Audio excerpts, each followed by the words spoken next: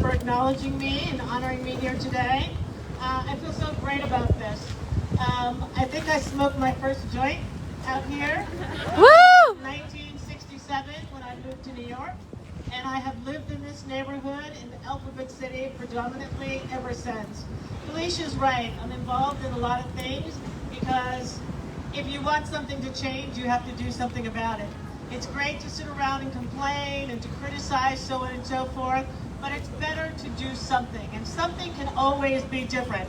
So with Felicia, when this neighborhood had a lot of vacant property and the city wanted to sell it off, instead of renovating it to provide affordable housing, Felicia came up with this great idea. I was at, in fact, the very first parade, brought my son with me, who's now 43, and then in the early 2000s, brought my granddaughter, who is now 23 years old. But it's amazing.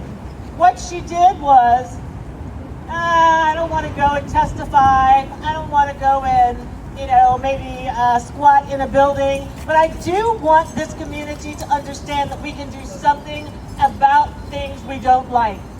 So she created Earth Celebrations, took a parade throughout this neighborhood, and in 5 community gardens had one scene of a play. And the antagonist was the gentrifier, the big bad developer. And it was one of the best things that happened in this neighborhood because it brought together people who were concerned about housing. It brought together people who were concerned about the earth and climate. And it brought together people who were concerned about community gardens. So I want to acknowledge that Felicia did this. She did it a long time ago. She did it first. And while there are others who are now doing the same thing, and that's great because there's room enough for everyone, let's give it up for Felicia for doing it first. Like the Lenape, who had a long history and relationship of respect and peace with the land upon which our ancestors lived. So in honor of that, I will not bore you with singing today, but I will read a poem. And the poem is by Langston Hughes, one of the greatest literary writers that ever existed. Please give it up for Langston Hughes, please.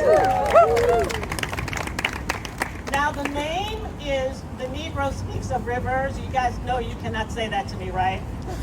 Okay, good, all right. So, it really symbolizes the lineage and the relationship between people of African descent and the land and the rivers, through rivers. I've known rivers. I've known rivers ancient as the world and older than the flow of human blood and human veins. My soul has grown deep like the rivers. I bathed in the Euphrates when dawns were young. I built my hut near the Congo, and it lulled me to sleep. I looked upon the Nile and raised the pyramids above it. Then I heard singing of the Mississippi, and not by choice. That's not part of the poem, by the way. And I've seen its muddy bosom turn all golden in the sunset. I have known rivers, as have all of you.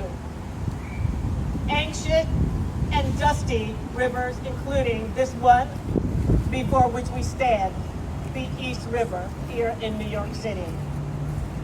My soul has grown deep, deep like the rivers. Thank you for this honor, and thank you for all of you being here today.